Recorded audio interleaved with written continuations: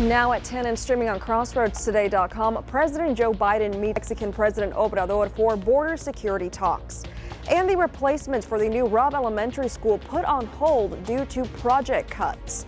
And a local restaurant is sending out blessings to the less fortunate right here in Victoria. Well, the holidays are here. Some of us are ready. I hope you're ready too. Notice the clouds and the rain. That's ready too. We're going to be dealing with it all the way through the weekend. We'll have your forecast coming up. And we have two of the newest members going to Aggie Land right in our own backyard. Stick around. I'll have that in sports. You're watching 25 News now at 10. Good evening and thank you for joining us. I'm Karina Garcia. Don Brubaker has the night off. Eagle Pass is facing an unprecedented migrant surge. The city observed record-breaking levels of illegal crossings Monday, with more than 4,000 migrants crossing in a single day. An additional 4,000 migrants are in U.S. Customs and Border Protection custody. But officials believe misinformation on how to legally enter the U.S. may be spreading intentionally. The only way to enter the U.S. legally is through international bridges. Now, because of the high number, checkpoints across the state have been forced to close and divert manpower to other areas. Now, this surge of migrants, they are seeking entry into the U.S. at the southern border, a situation that Governor Greg Abbott says has driven him to fly migrants out of the state to a Democratic one. Texas Governor Greg Abbott releasing video announcing that he's flying migrants from Texas to Chicago. This woman explaining there were more than 100 people on board the plane and they were left deserted when they arrived late Wednesday night. The situation at the U.S. southern border continues to deteriorate. Sources tell ABC News Customs and Border Protection encountered more than 12,600 migrants in one day alone this week. Abbott says he picked the Windy City because, quote, sanctuary city Chicago started obstructing and targeting our busing mission, referring to Chicago's recent decision to crack down on buses that drop off migrants outside of the designated areas without warning city officials. The mayor there calling Abbott's move lawlessness. Abbott also signed a controversial bill this week that would allow law enforcement in Texas to arrest migrants suspected of illegally crossing the border. Civil rights organizations immediately sued. House Speaker Mike Johnson sending a letter to President Biden today urging immediate executive action and urging him to implement a list of immigration policies. This comes as border policy negotiations between Senate Democrats and Republicans failed to strike a deal before the end of the year. One Democratic senator telling ABC News, I think the state law is going to be struck down, but it's just a reminder of the urgency and the pressure with which we need to act in Congress, but doing so thoughtfully and strategically and not just responding to political rhetoric. The White House says that President Biden spoke earlier today with the president of Mexico about the migrant crisis. President Biden has also asked for some of his top cabinet officials, including the Secretary of State, to travel soon to Mexico to meet with their top officials. In Washington, Liz Landers, ABC News. The school set to replace Robb Elementary put on hold due to the cost of the project. The Uvalde CISD Moving Forward Foundation confirmed the project is on hold while they await a second bid to see which is the most cost-effective. The foundation expects to receive the results this week and hopes to complete the analysis of the bids by next month. Also, a criminal investigation into police failures during the Uvalde school shooting will continue into the coming year. Now, new video captures the moment a drunk driver crashed through someone's yard in Houston. Police say he then broke into a house to get help after the wreck killed his passenger. Beginning of the culvert is a ramp and cleared the entire ditch, landed back in Kilo Street on the other side of the roadway, continued probably approximately 500 feet at a very high rate of speed. Did not stop at all. A Vehicular Crimes Division sergeant tells us the driver then hit a business's property, damaging their construction materials, all while a passenger was inside. We are told, sadly, that female passenger died on site from the wreck.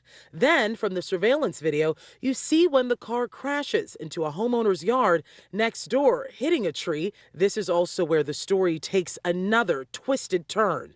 Harris County Sheriff deputies say the driver runs out of the car, breaks into the home through the window, and finds a bed that he passed out in. Investigators tell us a couple was in the home while this all unfolded. I imagine very scary. At 3 o'clock in the morning, you're hearing what sounds like a horrific car crash and then breaking glass. Are very traumatic for them. What a tragic accident there. But let's pause on the news real quick and take a look at the forecast with Chief Meteorologist Mac Perez. Thank you very much. Good evening, everyone. Well, we had a band of little light rain showers move through the area today. Tomorrow, we're going to do that again, but probably more widespread rain around our area. You can see right about now, this is current in Dallas. They're getting a whole lot more rainfall up there. So driving around the state is going to be a little on the soggy side. We'll talk more about how long this is going to last into the Christmas weekend in just a few minutes, so stay tuned. Mac, thank you. With decades of experience working in the Victoria Fire Department, interim Victoria Fire Chief Shannon Martin is retiring with plans to run for Victoria County Commissioner Precinct 3. 25 News Now Weekend anchor Adam Seibel has more on his journey. From an early age, Shannon Martin knew what he wanted to do with his life, and that was to become a firefighter. I was just one of those kids that had the yearning in my heart to be a firefighter at a young age, and I never grew out of that. Right out of high school, he went to Texas A&M to their recruit fire training school. I left right after high school and went to Texas A&M and went through the recruit fire training school there and graduated from there, and got back to Victoria after that. And shortly after that, I was picked up by the Victoria Fire Department. I was hired in July of 1987 at the age of 18 years old, and that began my career here. So at the fresh young age of 18, he started his journey with the Victoria Fire Department. In being in since 1987, he's seen a handful of changes within the department. There wasn't a single computer in a fire station. There wasn't a computer in fire administration. Everything was still done by typewriter, carbon paper. Even the state incident reports back at that time were all hand done. All the daily logs were all written into log books. So yeah, there's been some pretty substantial changes since 1987. They've added a few more computers since then. He recalls his very first fire call here in Victoria. Yes, I do. I do remember my first fire call. I remember getting off the back of that engine. It was in the downtown area somewhere. It was a residential structure fire. I don't remember the exact street address, but yes, I remember that very well. Scared, excited, and it was a good one to get under my belt once you get past that first one like that. So, and then for the years to follow, of course, there were many days like that, many shifts like that. Martin says his best memories he'll take with him is the people, that they're like a second family. I think it's hard for people that do not work in a fire department to realize how close-knit we are, and that's the biggest thing that I have to take away from the 36 years is just those friendships, those relationships, and then that's also what I'm going to miss the most when I leave the department. Martin added that being in the line of work that he is something that comes from a sense of dedication to serving his community. So the people that serve in the public service agencies, whether it's the police department or fire department, they're strictly doing it because they have a servant's heart, and they want to serve and they want to help the community and ensure the community's safety. And just because he's leaving, that doesn't mean his legacy with the fire department ends too, with a son and a son-in-law both in firefighting. Yeah, even if I had the opportunity to start all over again, I wouldn't do anything different in the career path that I have chosen. It's been a wonderful career for me. It's been a wonderful career for my family. In fact, my son followed in my footsteps. He's also employed with the Victoria Fire Department and is a lieutenant on one of the shifts. So it's been a great career. I also have one of my son-in-laws that is a firefighter. So we have a lot to talk about when we're sitting around the table. And Martin's servant leadership doesn't end with his retirement in the Victoria Fire Department, because Precinct 3 Commissioner Gary Burns announced he'll be retiring in 2024. So Martin has decided to run for that position of County Commissioner Precinct 3. so you might be seeing more of him in the community. Adam Seibel, KAVU TV 25 News Now. A popular local restaurant plans to deliver hot meals to the less fortunate this Christmas. For 17 years now, Texas Seafood on Rio Grande opens its doors to homeless people on Christmas Day. The owner of Texas Seafood says they love this holiday tradition. Chicken, mashed potato, green bean soup, corn, bread, and ham and stuff like that. We try to keep one corner of Victoria feel warm this year, you know. Texas Seafood will even deliver a hot meal if you can get out and about on Christmas Day. Just give them a call at 361-572-8538. The event is from 11 a.m. to 2 p.m. Monday, Christmas Day. The Texas Tribune has a story about an immigrant and his daughter being among the few Hispanic farmers in the state of Texas. You can read this article by the Texas Tribune on our CrossroadsToday.com website. And remember to subscribe to our YouTube channel, Crossroads Today. Hit the like button and click that notification bell. For now, stay with us. Coming up on 25 News Now at 10, Boston police are investigating an overnight vandalism. Also ahead, gas prices and severe weather is impacting holiday travel on its busiest day.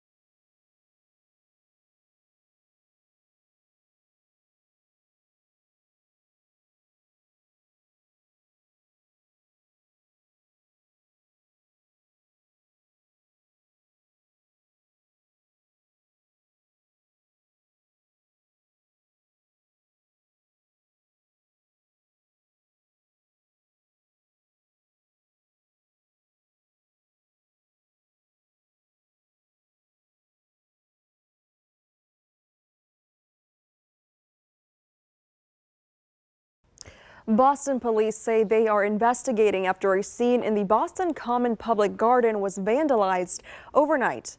This morning, the scene was painted with, quote, "Jesus was Palestinian," unquote, in white spray paint on the front of the wooden platform. Police received a call shortly before 8 a.m. reporting the vandalism. They say the incident remains under investigation, but it's still not known who is responsible for setting up and maintaining the scene. Now in health news, the dangers of smoking are well known. Notably, it can cause lung cancer, but there's more work needed to help people quit. In the last 50 years, the percentage of people in the U.S. actively smoking has decreased from 42% to 12%, according to the CDC. In the last 10 years, the number of people actively smoking decreased by 13.1 million. But not every group stopped smoking at the same rate. Alaska Natives and American Indian adults were 3 times as likely to be a current smoker compared to white or black adults. The raw total number of Alaska Native and American Indian adults increased over time, unlike the other races and ethnicities which had decreases. Public health plans can help people either quit smoking or prevent them from starting in the first place. Further research is needed to find out why some groups keep smoking and what resources could help. With this Medical Minute, I'm Justin Finch, ABC News. Travelers may be paying more to take road trips for this Christmas. Gas prices fell to $3.06 as of Monday, but since then, prices have gained an additional 6 more cents. That puts the price of a gallon of gas 17 cents less than last month and 2 cents more than this time last year. AAA Texas reports that the average price of a gallon of gas in the state is $2.69, but in Victoria, the average price is $2.57. And in the air, TSA is expecting almost 2.5 million passengers a day ahead of Christmas, as this travel period is expected to break records.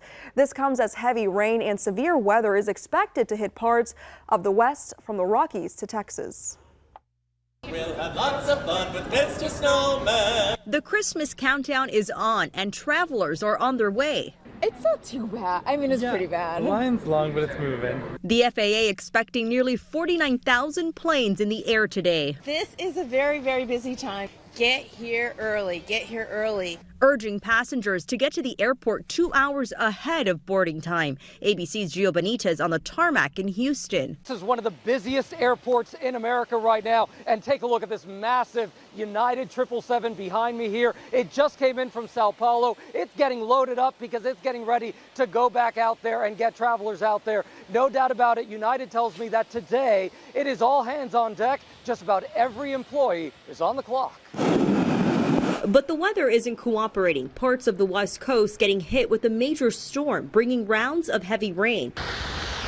Some parts of Southern California getting 3 inches of rain an hour. All the runoff from there, the drainage can't take care of it. A flood watch remains from Los Angeles through Phoenix, Arizona. And even more rain is expected here in Southern California, with threats of flash flooding, mudslides, and thunderstorms leading to possible travel delays. Melissa Adon, ABC News, Los Angeles. Here's your viewer poll this evening. You can scan that QR code on your screen to vote. The question is, how do you plan to travel this weekend? By car, plane, bus, or are you staying at home? According to our results, it looks like 26% are going by car, 4% say plane, 1% say bus, and the rest are staying right here at home. Thank you for voting. However you travel, just be sure to be safe. Yeah, it's 69% staying home. It's like, I'm not going anywhere. Well, that's good. That's good because it's going to be kind of dreary out there with the rain. It began today and it's just going to spread out more tomorrow. We're looking at 64 degrees right about now, not particularly cold. We got up to 71 today, and that's what we're kind of doing.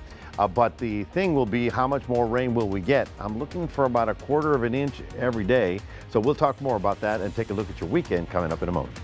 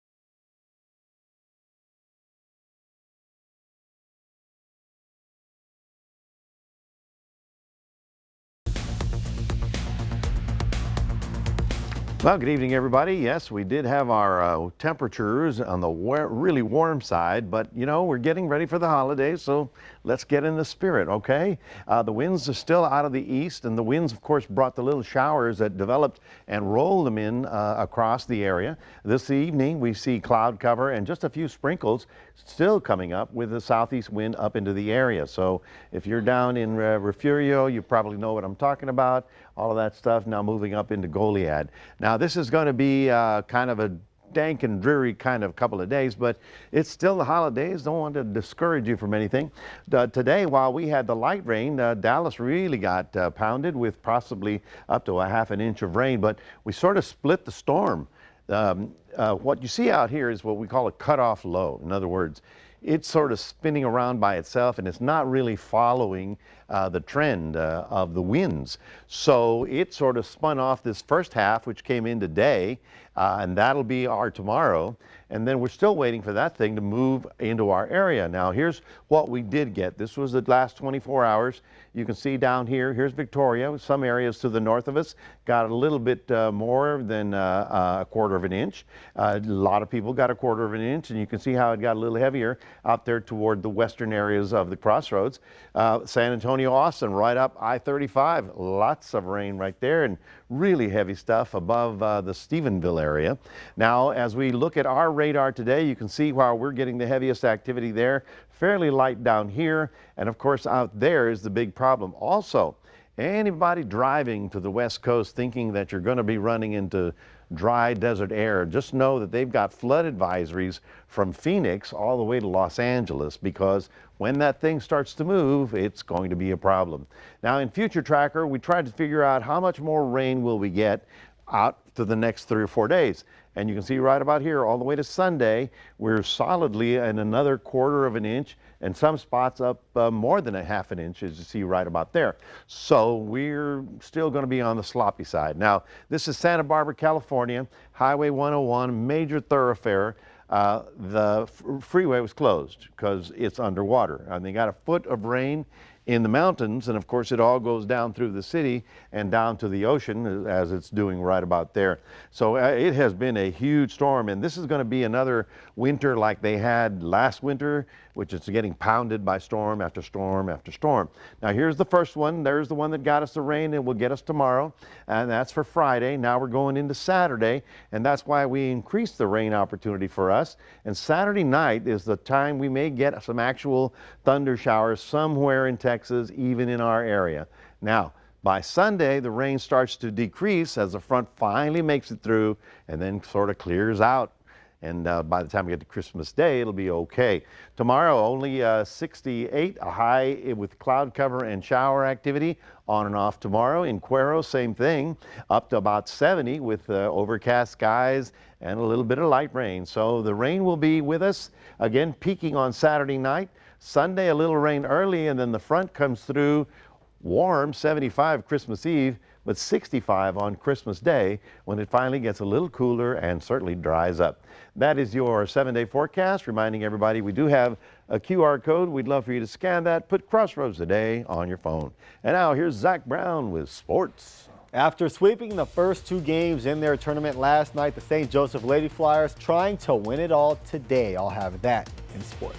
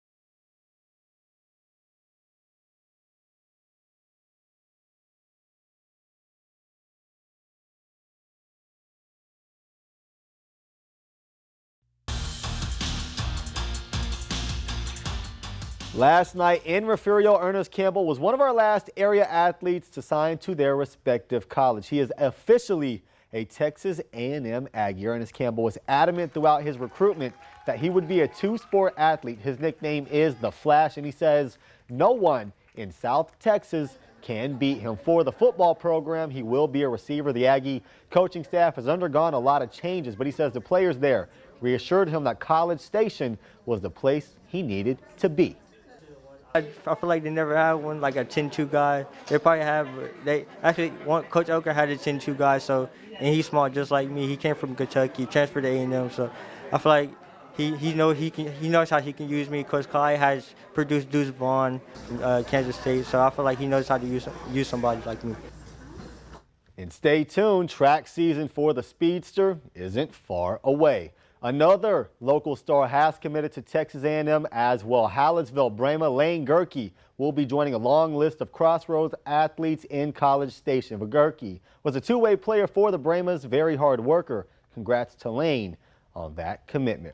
After going 2-0 in yesterday's Kennedy Tournament doubleheader, the St. Joseph girls got right back at it today. In Game 1, they took down Nordheim behind 59-20 behind 17 from Bridget Bluda and 16 from Maddie Stefka. In Game 2, much lower scoring. The girls only able to muster 24 points, but only gave up 21. They win the championship game for the tournament. Jordy Ibarra takes home the all-tourney honors for the Lady Flyers. About a week ago, Yoakum Athletics hosted an old school versus new school game to raise money for the community. They were able to raise about $700, and that was able to help 25 families this holiday season. The money was able to provide clothes, toys, and gift cards to local grocery stores. Coach Taylor of Yoakum basketball and his staff have done their best to instill the values of community service into his guys, wanting them to learn to be givers and not takers, and texted me today and just said, we want to teach young men how to help others.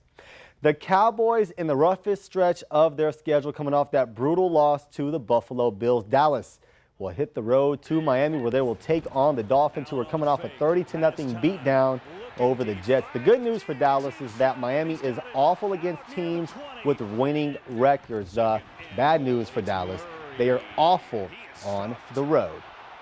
We didn't put our best out there, and there's no excuses for that. Got to be better, especially on the road. So what a great opportunity now.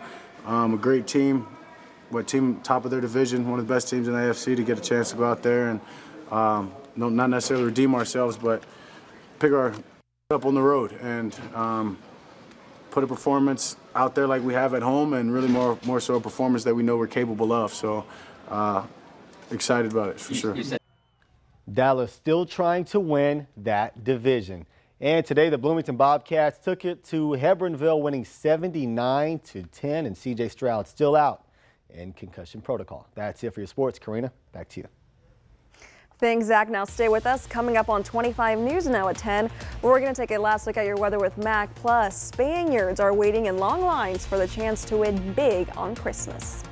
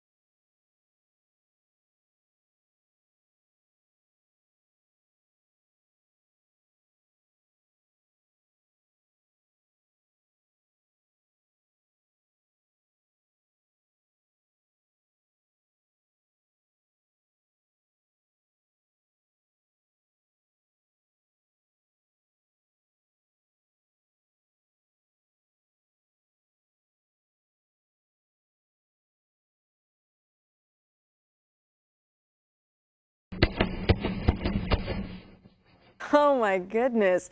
A homeowner in Fort Worth is calling out a Grinch ahead of Christmas.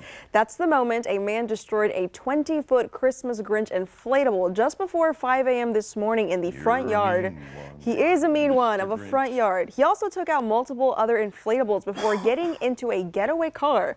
The homeowner filed a police report, and the yard decorations, which are worth $400. Yeah. That's expensive there. Well, he's not getting anything for Christmas. He's getting a bag of coal. But on Friday, December 22nd, is National Cookie Exchange Day. That's when each person in a group bakes their own versions of the goodies. Then they exchange cookies to try different varieties. And here's a little history to snack on from nationaltoday.com. Persia holds the title for baking the earliest cookies back in the 7th century. Wow. So Little bit of fact today. 700 years, 700, the year 700, they were baking cookies. Way before all of us were. Well, I guess they had ovens somehow. Yeah, heck yeah. How do you do that? Where there's a will, there's a way. Of course. Yeah, and you yeah. got to have cookies. So here we are, folks. The holiday weekend is upon us. You are going to be looking at widespread light rain around the area. So for tomorrow, Friday, Saturday, and Sunday, there's just no way around it. Just plan ahead and drive safely. The front comes through Sunday night, and by Monday, Christmas Day, Zach is going to be playing out on the sidewalk with his new Tonka truck. Alrighty. Well, in Spain, the Christmas spirit mixed with lottery fever. The country's annual Christmas lottery called El Gordo has Spaniards waiting in lines for a chance to win at least some of the $2.7 billion in prize money. Wow. That's a Christmas tradition for many families and friends, and a famous tradition there is to buy tickets and then share with your friends and see if you guys can win the lottery there, which is kind of cute. El Gordo lottery. That's what they call me after a holiday dinner, man. El Gordo. El Gordo. Yeah, maybe you'll win that year. We're all going to be like this. Oh, maybe that's my This ticket. is your lottery That's to right, go into. That's right. Yeah. We're all going to be here. We're all going to be El Gordo by Monday, By Monday. after eating so much. We really are. We really are. Well, thank you to you both, and thank you for joining us for 25 News Now at 10. Join Carolina Strain and meteorologist Parker Cox for 25 News Now Sunrise.